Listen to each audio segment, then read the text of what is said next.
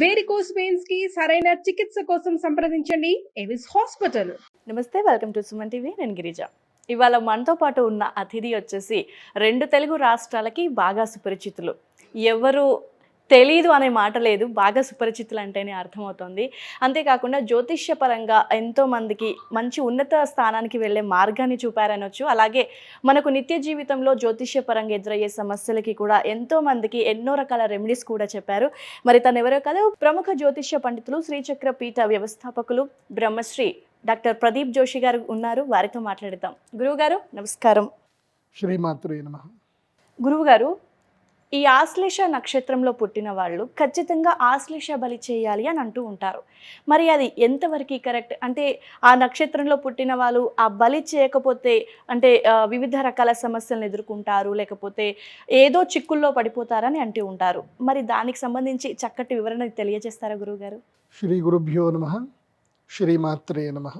దుర్గే స్మృతా హరసి భీతిమశేషజంతోః స్వస్థై స్మృతామతిమతీవ శుభాం దదాసి దారిద్ర్య దుఃఖ భయహారిణి కాత్వదన్య సర్వోపకారకరణాయ సదార్ద్రచిత్త. శ్రీమాత్రే నమః. జ్యోతిష్ శాస్త్రము ఒక మహాద్భుతమైనటువంటి, సింపుల్గా అర్థం అవ్వాలంటే ఒక సముద్రం లాంటిది. ఇప్పుడు సముద్రం మీద మనము నావ వేసుకొని వెళితే మనకు సముద్రం దారిస్తుంది. దాని గురించి సరిగ్గా తెలియకుండా ఇష్టం వచ్చినట్టు వెళ్తాము అంటే ఆ వచ్చే కెరటాలకు కరెంటుకి మునిగిపోతారు. ఎంత గజ ఈతగాడైనా సముద్రంలో ఈదాలి అనంటే ఎలా ఈదాలో తెలుసుకొని పోవాలి. అలాగే జ్యోతిష్ శాస్త్రం కూడా అంతే అద్భుతమైంది. ఇప్పుడు మనం సముద్రముని ఎలా అర్థం చేసుకోవాలి, సముద్రంలో రత్నాలు ఉంటాయి, మణులు ఉంటాయి, అన్నీ దొరుకుతాయి. కానీ ఆ ప్రయాణం ఎలా చేయాలి, అవి ఎలా సాధించాలి అనే దానికి ఒక పరిపక్వత అనేది కావాలి. అట్లాగే జ్యోతిష్ శాస్త్రంలో కూడా చాలా అద్భుతమైన విషయాలు ఉంటాయి. అవి సరిగ్గా అర్థం చేసుకోకుండా మిడిమిడి జ్ఞానంతో కనుక జ్యోతిష్ శాస్త్రాన్ని అర్థం చేసుకోవడానికి ప్రయత్నం చేస్తే సముద్రంలో ఎట్లాగైతే మునిగిపోతారో సముద్రాన్ని అర్థం చేసుకోకుండా, అట్లాగే జ్యోతిష్ శాస్త్రాన్ని పూర్తిగా కూలంకషంగా అర్థం చేసుకోకుండా జ్యోతిష్ శాస్త్రములో మనం అడుగు పెడితే కూడా అలాగే మునిగిపోతాం. కాబట్టి జ్యోతిష్ శాస్త్రములో చాలా అద్భుతమైన విషయాలు ఉన్నాయి. సిద్ధాంత, సంహిత, హోర, స్కందత్రయాత్మకం శాస్త్రమేతత్ షడంగవత్ అని అంటారు. అంటే 3 స్కందములు ఉంటాయి, షడంగములు ఉంటాయి.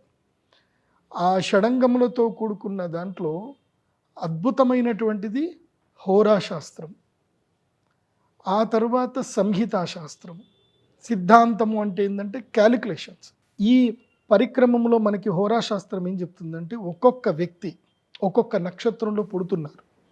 మొత్తం ఉండేటువంటి నక్షత్రాలు 27 నక్షత్రాలు. ఒక్కొక్క నక్షత్రానికి 4 పాదాలు. అంటే టోటల్గా 108 రకాల జనాలు పుడుతున్నారు. అంటే వ్యక్తిత్వాలు ఎలా ఉంటాయంటే కేవలం 108 రకాల వ్యక్తిత్వాలే ఉంటాయి. ఈ ప్రపంచంలో ఎన్ని వ్యక్తిత్వాలు ఉంటాయి? 108 కేటగిరీసే ఉంటాయి. సో దాంట్లో సబ్ కేటగిరీస్ మీరు ఎన్ని వేసుకుంటూ ఉంటే ఇప్పుడు 108 × 3 మనం వేసుకుంటూ వెళితే ఇంకా అన్లిమిటెడ్గా క్యాలిక్యులేషన్ వెళుతూనే ఉంటాయి అన్నమాట. సో ఈ 108 సంఖ్య, అందుకే మన జ్యోతిష్ శాస్త్రంలో కానీ మన యొక్క అర్చనలో కానీ పూజలో కానీ భగవంతుడికి ఎప్పుడైనా సరే మనం అర్చన చేసిన 108 సంఖ్యతోటి చేస్తూ ఉంటాం.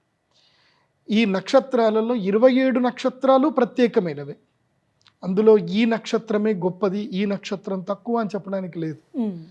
ఎందుకోసం అంటే ఏ నక్షత్రంలో పుట్టిన వాళ్ళు ఆయా నక్షత్రానికి సంబంధించిన శక్తితోటి వాళ్ళు జీవితంలో రాణిస్తారు. చాలా మంది సరి అయిన గురువు లేక, సరి అయిన జ్యోతిష్ శాస్త్రం పండితుడి యొక్క అవగాహన లేక, అంటే అవగాహన లేని జ్యోతిష్ శాస్త్ర పండితుడి దగ్గరికి వెళ్ళి ఎక్కడో కొలాప్స్ అయిపోతారు. కానీ నాకు తెలిసి ప్రతి నక్షత్రంలో పుట్టినటువంటి వాడు అదృష్టవంతుడే. ఎందుకోసమంటే ఈ ప్రకృతి ఎంత గొప్పది అని అంటే అవసరాన్ని బట్టి మనకి ఒక్కొక్క దగ్గర మనకి ఒక్కొక్కటి ఉపయోగపడుతుంది. ఇప్పుడు మనము భాగ్యనగరంలో ఉన్నాం, సిటీలో ఉన్నాం. ఇప్పుడు మనకి ఇక్కడ బంగారంకి విలువ ఉందా లేదా? చాలా విలువ ఉంది. బంగారం అంటే అందరూ కొట్టుకొని చచ్చిపోతారు. బంగారానికి విలువ ఉంది. రోడ్డు మీద బంగారం పడింది అంటే ఎత్తుకెళ్ళిపోతారు. అదే భాగ్యనగరంలో రోడ్డు మీద ఒక ఇనప గుణపం పడింది, తీసుకుంటారా? పెద్దగా పట్టించుకోరు. సలాకి ఎవరికి కావాలి, ఇనుము ఎవరికి కావాలి అంటారు. అదే మీరు ఒక అడవికి వెళ్ళారు, అడవిలో ఎవరూ లేరు, ఒక నిర్మానుష్య ప్రదేశం. అక్కడ నీకు బంగారము యొక్క కడ్డీ ఉంది, ఇనుము యొక్క కడ్డీ ఉంది. నీకు అక్కడ ఏది ఉపయోగపడుతుంది? ఇనుమే ఉపయోగపడుతుంది. నువ్వు చెట్లు కోయాలి అన్నా, నువ్వు నిప్పు రాజేసుకోవాలి అన్నా, జంతువుల నుంచి నిన్ను కాపాడుకోవాలన్నా, నువ్వు ఏం చేయాలన్నా నీకు అక్కడ ఇనుమే ఉపయోగపడుతుంది. నీకు బంగారం అక్కడ ఎందుకు పనికిరాదు. బంగారం అనేటువంటిది ఏంటంటే మనుషుల్లో మధ్యన క్రియేట్ చేసుకునేటువంటి ఒక వ్యవహారికమైనటువంటి మాయ. దానివల్ల మనిషికి ఏ ఒక్క అనా పైసా లాభం లేదు. అంటే ఈ యొక్క కమ్యూనికేషన్ సిస్టమ్ తీసేసి, వ్యాపారం అనేది తీసేస్తే అసలు బంగారంతో మనిషికి ఏ యూజు లేదు. అవునా కాదా? నిజమే గురువుగారు. అదే అడవికి వెళ్ళామనుకో, అడవితో మనకు బంగారంతో ఏం పని? మనకి ఏం పని లేదు. మనకు అడవిలో కావాల్సింది ఏంటంటే ఒక బలమైన ఒక ఆయుధం కావాలి. నువ్వు బంగారంతో ఆయుధం తయారు చేయలేవు. నువ్వు అది ఇట్లా అంటే వంగిపోతుంది అది. సో అట్లాగే నక్షత్రాలలో కూడా ఒక్కొక్క నక్షత్రం వైవిధ్యమైంది. ఆ నక్షత్రాల్లో ఒక వైవిధ్యమైన నక్షత్రము ఆశ్లేష నక్షత్రం. ఈ ఆశ్లేష నక్షత్ర జాతకులు ఎవరు ఈ నక్షత్రంలో పుడతారు అంటే ఇది కర్మ విపాక సంహిత నుంచి మనకు చెప్తారు. అంటే ఒక్కొక్క నక్షత్రంలో ఒక్కొక్కళ్ళు ఎందుకు పుడతారు అనేది కూడా మనకి తెలుస్తుంది. దాన్ని బట్టే వాళ్ళ యొక్క గుణగణాలు, లక్షణాలు, వాళ్ళకి ఎలాంటి సమస్యలు వస్తాయి, వాళ్ళ జీవితంలో వాళ్ళ కర్మ ఎలా వెళ్తుంది, ఇవన్నీ విషయాలు మనకి కర్మ విపాకం చెప్తుంది. ప్రశ్న మార్గం అనేటువంటి ఒక గ్రంథం ఉంటుంది. మీరు ఎందుకోసం అంటే ప్రదీప్ జోషి ఏది చెప్పినా విత్ రిఫరెన్స్ చెప్తాడు, గుర్తుపెట్టుకోండి. ఏదో నోటికి వచ్చింది చెప్పడం ఉండదు. నేను చెప్పే ప్రతి టాపిక్ మీరు రీసెర్చ్గా మీరు రాసుకోవచ్చు. ప్రతి జ్యోతిష్ శాస్త్ర భవిష్యత్తు తరాలకి, ఎందుకోసం అంటే ప్రదీప్ జోషి ఉంటాడో లేడో కానీ సుమన్ టీవీ ఎప్పటికి ఉంటుంది, ఈ ఛానల్ ఎప్పటికీ ఉంటుంది, ఈ వీడియో ఎప్పటికీ ఉంటుంది. కాబట్టి ఇది భవిష్యత్ తరాలకు జ్యోతిష్యం నేర్చుకునేటువంటి వాళ్ళకి కానివ్వండి, జ్యోతిష్యం మీద రీసెర్చ్ చేసే వాళ్ళకి కానివ్వండి, నేను చెప్పేటువంటిది ఒక టాపిక్గా మిగిలిపోవాలి, ఒక సినాప్సిస్గా మిగిలిపోవాలని నేను చెప్తాను. జాగ్రత్తగా ఇది వినండి. ప్రశ్న మార్గం అనేటువంటి గ్రంథములో మంగళాచరణ శ్లోకములో జ్యోతిష్ శాస్త్రం యొక్క ఇంట్రడక్షన్ చెప్తారు. ఏమని అంటే, పూర్వజన్మ కృతం కర్మ శుభం వా యది వా శుభం తస్య కర్మణః పంక్తిం గ్రహాః సూచయంతిహ జన్మని. అంటే మనం పూర్వజన్మలో చేసినటువంటి కర్మల యొక్క ఫలితం ప్రకారమే ఈ జన్మలో మనం పుట్టినప్పుడు మన యొక్క గ్రహస్థితి ఉంటుంది. ఆ గ్రహస్థితి పుట్టినప్పుడు ఉన్నటువంటి గ్రహస్థితిని కనుక చూసుకున్నట్లయితే మనం ఎవరు, మన క్యారెక్టర్ ఏంటి, మన ఆలోచన విధానం ఏంటి, మనం ఏ స్ట్రీమ్లో వెళ్తే మనం బాగుపడతాం, మన యొక్క పూర్వజన్మ వాసనలు ఏంటి, మనలో ఆల్రెడీ న్యాచురల్గా ఉన్నటువంటి ఇన్హెరిడిటీ టాలెంట్ ఏంటి, సో దాన్ని మనం ఎలా ఇంప్రూవ్ చేసుకోవాలి, ఇవన్నీ కూడా మనకి జాతకం చెప్తుంది. ఆ జాతకంలోనే ఆశ్లేష నక్షత్రము ఒకటి కీలకమైంది. ఆశ్లేష నక్షత్ర జాతకులు, దీన్ని ఆశ్లేష అంటారు, ఆశ్లేష అని కూడా అంటారు, వాస్తవంగా ఆశ్లేష. సో ఆశ్లేష నక్షత్ర జాతకులు ఏమిటంటే గనక వీళ్ళు మహాద్భుతమైనటువంటి జ్ఞాపక శక్తితో పుట్టినటువంటి వాళ్ళు, మెమొరీ పవర్. అన్ని నక్షత్రాల్లో ఎక్కువ మెమొరీ పవర్ ఎవరికి ఉంటుంది అంటే ఆశ్లేష నక్షత్రం వాళ్ళకు ఉంటుంది. సో ఈ మెమొరీ అనేటువంటిది ఏంది అని అంటే అగ్ని లాంటిది, నిప్పు ఉంది. ఇప్పుడు నిప్పు రవ్వని ఒక, మీకు తెలుసు కదా నిప్పు రవ్వ అంటే మా తెలంగాణలో ఏమంటారంటే నిప్పు కణిక సంథింగ్ అంటారు. ఈ బొగ్గు ఉంటుంది ఎర్రటిది, దాన్ని మీరు జేబులో పెట్టుకొని తిరుగుతారా? తిరగలేరు. అది మీకు ఎక్కడ అవసరమో అక్కడనే వాడాలి, ఎంత అవసరమో అంతే వాడాలి. ప్రతి టైంలో జేబులో పెట్టుకొని పర్సులో పెట్టుకొని మనం వెళ్ళాం కదా, నిప్పు కణికని పెడితే ఏమవుతుంది? కాలిపోతుంది, మనల్ని కూడా కాలుస్తాం. ఆశ్లేష నక్షత్రం వాళ్ళకి బెనిఫిట్ లాభము అదే, నష్టము అదే. రెండు విధాలుగా ఈ మెమొరీ అనేటువంటిది వీళ్ళకి బెనిఫిట్ చేస్తుంది, లాసు చేస్తుంది. సో దీన్ని విచక్షణ నేర్చుకోవాలి మొదలు ఆశ్లేషం. ఇప్పుడు చాలామంది మీరు అన్నట్టుగా ఆశ్లేష బలి అంటారు. ప్రదీప్ జోషి చెప్పేది ఏంటంటే ఆశ్లేష బలి చేసుకోండి, కాకపోతే మీ నక్షత్రం యొక్క లక్షణం తెలుసుకొని మీరు ఎలా మారాలో మొదలు తెలుసుకోండి. మీ విధానాన్ని, మీ నక్షత్రం యొక్క గుణాన్ని, మీ యొక్క ప్రకృతిని, అంటే న్యాచురాలిటీ ఏంటి. ఇప్పుడు మల్లెపూ వాసన మల్లెపువ్వే, గులాబీ పువ్వు వాసన గులాబీ పువ్వే. దేని సో దానికే ఉంటుంది. మల్లెపూని గులాబీ పువ్వుగా మనం మార్చొద్దు, అది అప్రాకృతికం. ప్రకృతి ఏమిటంటే ఆశ్లేష నక్షత్ర జాతకులకు జ్ఞాపక శక్తి ఎక్కువ ఉంటుంది. ఏదైతే ఎక్కువగా జ్ఞాపకం ఉంటుందో అది మనకి బెనిఫిట్ ఇస్తుంది, లాస్ ఇస్తుంది. అనవసరమైనవి గుర్తుపెట్టుకున్నాం అనుకోండి, లాసే కదా. ఎందుకోసం అంటే మెమొరీ ఇంత క్యారీ చేసుకుంటూ వెళ్తావు, దాంతో ఏమవుతుంది, ఇప్పుడు ఆశ్లేష వాళ్ళ నక్షత్రం కిందంటే చిన్నప్పుడు జరిగిన సంఘటనలు కూడా గుర్తుపెట్టుకుంటారు. ఇప్పుడు చిన్నప్పుడు ఏదో బై మిస్టేక్ కొన్ని సంఘటనలు జరుగుతాయి, నీ ప్రమేయం లేకుండానే ఎవరు తప్పు వలన జరుగుతుంది. నువ్వు అది జరిగినందుకు దాని గురించే రిగ్రెట్ ఫీల్ అవుతూ నువ్వు 30 ఏళ్ళు వచ్చినా 8 ఏళ్ళకి జరిగింది గుర్తుపెట్టుకున్నావు అనుకో, యూజ్లెస్. గతం గతః, గతాన్ని ఎప్పుడు మర్చిపోవాలి, భవిష్యత్తును మనం తీర్చిదిద్దుకోవాలి. ఇది మనిషి యొక్క సహజ లక్షణం. కానీ ఆ సహజ లక్షణాన్ని ఆశ్లేష నక్షత్రం వాళ్ళు వదిలేసుకుంటారు. ఆశ్లేష నక్షత్ర జాతకులు తప్పకుండా మంచి జ్ఞానం ఉన్నటువంటి జ్యోతిష్ శాస్త్ర పండితుల్ని కలవాలి, ఒక అరగంట కూర్చోవాలి, కౌన్సిలింగ్ తీసుకోవాలి. నేను ఎలా ఉండాలి, ఎలా ఉండకూడదు, నేను ఎక్కడ సీరియస్ తీసుకోవాలి, ఎక్కడ సీరియస్ తీసుకోకూడదు. సో ఇవన్నీ కౌన్సిలింగ్ తీసుకోవాలి. ఓకే. దాని తర్వాత కావాల్సింది ఏంటంటే ఆశ్లేష బలి. ఈ ఆశ్లేష బలి ఎందుకోసము అని అంటే, ఈ ఆశ్లేష నక్షత్రంలో పుట్టుకకి కారణం ఏంటి, పూర్వజన్మ కారణం ఏంటంటే, ఎవరైతే సర్పములను చంపుతారు, పాములను చంపుతారు, ఎవరైతే నిత్య గర్భస్రావాలు అనవసరంగా చేసుకుంటారు, అంటే అత్యాశకు పోయి గర్భస్రావాలు చేసుకోవడం. సో ఇక అది నేను అంత కేటగిరైజ్ చెప్పలేను, బాగుండదు. ఎందుకోసం అంటే కామం కొద్దికి జాయిన్ అవ్వడము, ఆ తర్వాత కోరికల కోసం అని చెప్పేసి అనుకోవడము, తర్వాత భగవంతుడు సంతానం ఇస్తే అది వద్దు అనుకొని వదులుకోవడం, అది కూడా దోషమే, సర్పదోషం. సో ఇలా అతి కామముతో చేసిన తప్పులకు ఏవైతే ఉంటుందో, ముఖ్యంగా గర్భవిచ్ఛిన్నం చేయడం, లేదా వేరే వాళ్ళ మీద ఈర్ష్యతోటో కోపంతోటో వాళ్ళకి గర్భస్రావం అయ్యేటట్టుగా మందులు పెట్టడం, ఓకే, అంటే దుర్మార్గపు పనులు చేయడం. తర్వాత శిశు హత్య, చిన్న పిల్లల్ని చంపడం, స్త్రీ హత్య, స్త్రీలను చంపడం లేదా చంపడానికి గల కారణం అవ్వడము.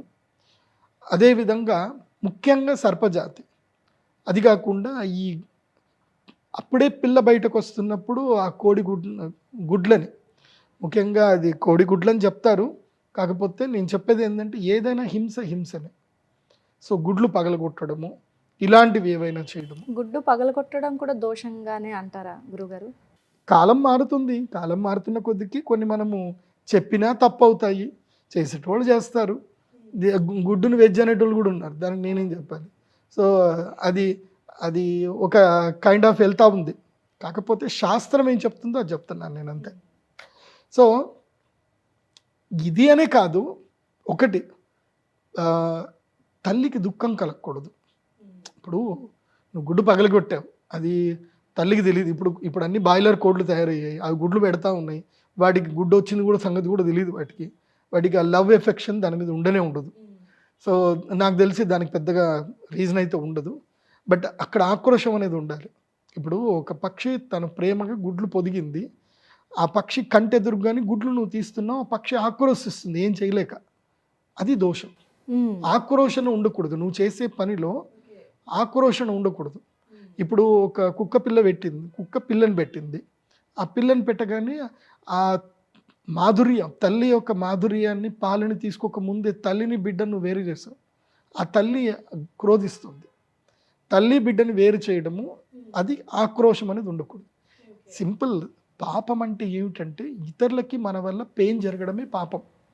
సో అవన్నీ మనకి బ్రహ్మాండ పురాణం గనక చూస్తే, అగ్ని పురాణం గనక చూస్తే రాముడు చెప్తాడు, అగ్ని పురాణంలో ఎన్ని రకాల పాపాలు ఉంటాయని చెప్తాడు రాముడు. అది మీరు చూస్తే మీకు అర్థమవుతుంది. భయంకరమైన పాపాలు మనిషి చేస్తాడు. సో ప్రతి దానికి కర్మ అనుభవించాల్సిందే. మనకు తెలుసో తెలియకో మనం కర్మలు చేస్తాము, కర్మ ఫలాలు అనుభవిస్తూనే ఉంటాం, అవి జరుగుతూనే ఉంటాయి. సో ఈ ఆశ్లేష నక్షత్రం వాళ్ళకి ఈ కేటగిరీలో ఎవరైతే పూర్వజన్మలో తెలుసో తెలియకో, అత్యాశ కొద్దికో, వేరే వాళ్ళు ప్రేరేపించో, డబ్బు గురించో, దేని గురించో, ఉద్యోగ ధర్మంలోనూ ఈ తప్పులు కనుక చేస్తే వాళ్ళు ఆశ్లేష నక్షత్రంలో పుడతారు. అయితే వీళ్ళకి దేవుడు ఒక శక్తిని ఇస్తాడు, ఈ యొక్క కర్మ ఫలితాన్ని ఓవర్కమ్ చేయడానికి కూడా శక్తి ఇస్తాడు, జ్ఞాపక శక్తి ఇస్తాడు. ఆర్గ్యుమెంట్ కెపాసిటీ ఇస్తాడు. నువ్వు ఎవరితోటిన ఆర్గ్యుమెంట్ చేసి నువ్వు గెలవగలుగుతావు. కెపాసిటీ ఇస్తాడు, మంచి విద్యా జ్ఞానం ఇస్తాడు, కౌశల్యత ఇస్తాడు. దానితో పాటు దుఃఖం ఇస్తాడు. ఏ దుఃఖం అంటే సంతానం లేకపోవడం, లేదా వైవాహిక జీవితం బాగా లేకపోవడం, లేదా స్కిన్ ఎలర్జీస్, ఇలా ఇబ్బంది పెడతాడు. తర్వాత విద్య ఉంటుంది, మంచి ఉద్యోగం చేస్తారు, చాలా ఆర్గ్యుమెంట్ చేస్తారు, అన్నీ చేస్తారు, కానీ డబ్బు రాదు. సో ఆ వచ్చిన డబ్బు కూడా నిలబడదు, వెళ్ళిపోతూ ఉంటుంది ఎక్కడికో. ఈ రోగాలు మనిషికుంటే ఎటుపోతాయి, అటే పోతాయి కదా. సో దుఃఖం వైపు డబ్బులు ఎక్కువ, దుఃఖాన్ని ఖర్చు అయిపోతూ ఉంటాయి. అది ఆశ్లేష నక్షత్రం యొక్క వైశిష్ట్యత. ఓకే గురుగారు, అయితే మరి ఈ బలి అనేది, ఆశ్లేష బలి అనేది ఏ విధంగా చేయాలంటారు గురుగారు? అందుకే ప్రతి ఒక్క మనిషి ఆశ్లేష బలి చేసుకోవాలి, కానీ ఇది ఎమోషనల్ బ్లాక్మెయిల్ కాదు. ఒకటి గుర్తుపెట్టండి. చాలామంది ఏంటంటే కొంతమంది అనుకుంటారు ఇదేదో చెప్తున్నాడు రా, ఆఖరికి మేము ఆశ్లేష బలి చేయించుకోవాలి, దానికి ఈయన టార్గెట్ ఉన్నట్టుంది అనుకుంటారు. It's not emotional blackmail. ఇది యూనివర్సల్ రూల్. ఇది ఒక మనిషి ఒక నక్షత్రంలో పుడితే ఒక విధమైనటువంటి పరిహార శాంతి చేసుకుంటే అతను మానవ జీవితంలో మనుగడను సాధించగలుగుతాడు. ఇది ఒక గ్రంథంలో చెప్తారు. అది బృహత్ పరాశర హోరాశాస్త్రంలోను, ప్రశ్న మార్గం అనే గ్రంథంలోనూ చెప్తారు. తర్వాత పూర్వ మీమాంస అనేటువంటి ఒక గ్రంథం ఉంటుంది, ఆ గ్రంథంలోనూ ఈ విషయాలు చెప్తారు. అందుకే ఆశ్లేష నక్షత్రం, ఇప్పుడు నేను మీకు చెప్పాను కదా, మీరు హడావిడి పడొద్దు, భయపడొద్దు. మీరు ధర్మబద్ధంగా ఉండి మీరు సర్పదోషానికి శాంతి నివారణ చేసుకుంటే ఆశ్లేష బలి మీకు మేలు చేస్తుంది. సో ఈ ఆశ్లేష బలి ఎప్పుడైనా చేసుకోవచ్చు, ప్రధానంగా ఆశ్లేష నక్షత్రంలోనూ చేసుకుంటే మంచిది. ఆశ్లేష నక్షత్రంలో ఇది చేసుకోవాలి. దీని పూజా విధానం ఎలా ఉంటుందనంటే, ఆశ్లేష నక్షత్ర జాతకులు తమ నక్షత్రంలో పుట్టిన జాతకం ఒకటి వాళ్ళ దగ్గర పెట్టుకోవాలి. తర్వాత మండపం అనేది ఒకటి ఉంటుంది. ఇది వీళ్ళు ఎన్ని జన్మల నుంచి ఎన్ని కర్మలు చేశారో అవన్నీ కూడా పోగొట్టుకోవడానికి సంబంధించిన ఒక మండలం ఉంటుంది. ఆ మండలములో అన్నము పసుపు కలిపినటువంటి పిండాలన్నీ కూడా పెట్టవలసి ఉంటుంది. సర్పమండలం వేసుకోవాలి, పిండాలు పెట్టాలి, ఒక యజ్ఞకుండం ఉంటుంది, ఆ యజ్ఞకుండంలో యాగం చేయాలి. ఈ మళ్ళీ ద్వాదశ సర్ప పూజ ఉంటుంది. ఆ ద్వాదశ సర్ప పూజ తర్వాత సర్పమండల పూజ, బలి నివేదన చేయడము, ఆ తర్వాత యజ్ఞము చేయడము. దాని తర్వాత చాలా ఇంపార్టెంట్ ఏంటంటే అరిష్ట నివారణ యంత్రాన్ని స్వీకరించాలి. సో ఈ అనిష్టాలు ఏవైతే ఉన్నాయో, ఈ కాలసర్పదోషం ఏదైతే ఉందో, ఇది మొత్తం దూరం అవ్వడానికి సంబంధించిన యంత్రం స్వీకరించాలి.